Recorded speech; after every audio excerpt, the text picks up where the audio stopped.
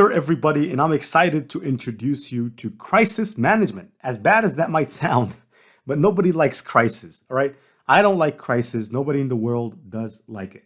But it's a major part in business. You have to handle crisis management because I've learned in my career as a digital marketer that things can really be going well, but if there is one person that is really not satisfied, and if you don't know how to manage that, then chances are that's like a bomb, right? And it might just destroy a lot of the things that you've taken a long time to build. So it's a great way to have a crisis strategy or crisis management strategy.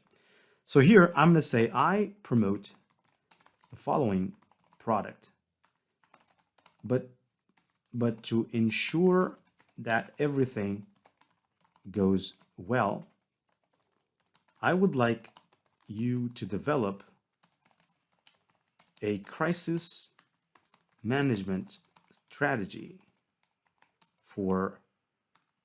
to handle customer complaints, right?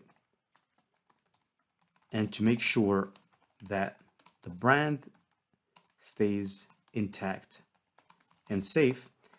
And you can attach, and here is the URL of the product that I promote. Now here I can go to the ClickBank link right here, copy it like this. Let me just wait a second, copy it, go back, and then I could just paste it in. There you go, and hit enter.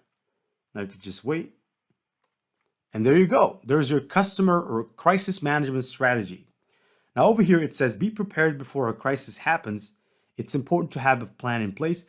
Now this plan should include a list of your key stakeholders, such as customers, employees, partners, and the media, a process for communicating with your stakeholders during a crisis, a list of talking points that you can use to respond to customer complaints, a process for resolving customer complaints, respond quickly, be empathetic, be transparent, offer a solution.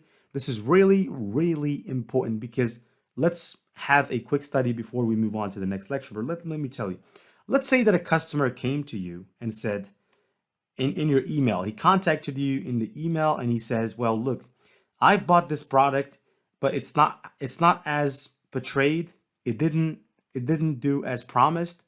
I bought it. I spent a lot of money on it. I'm off of budget. I don't have money. I spent a lot of money, but I didn't get what I wanted. Can you give me a refund or at least give me 50%, right? Now, in most cases, if you don't answer that message, especially if you have a second one, what's going to happen is that person can get really angry. Now, in most cases, even if they get angry, they will do nothing about it.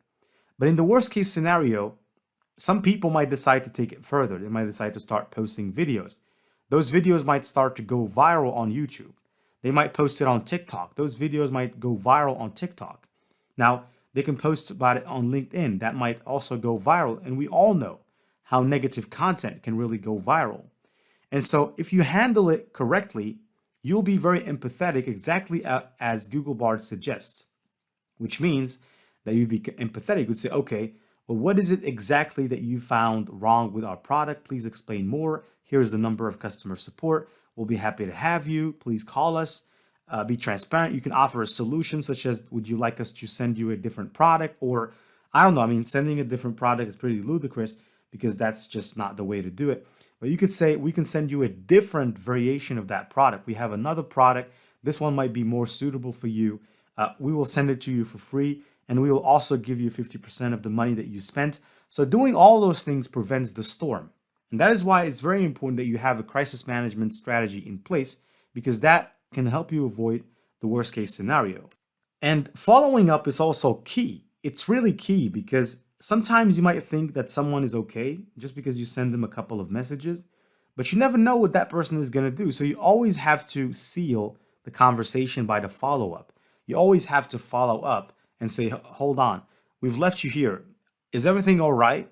Are you all right? Are you satisfied now? Is everything fine? Can we do something else? It's always good to close things on that note. And on that note, I'm going to close this lecture as well. And stay tuned and see you in the next lecture. We're actually going to go ahead and discuss how you can generate product descriptions for specific products, which is quite the gig actually, because you can go to Fiverr, and we'll go there later. I don't want to talk about this now because we're going to talk about it in the next lecture, and I hope that you're excited for it. Stay tuned and see you in the next lecture, where we're going to dive deep into the details of this gig.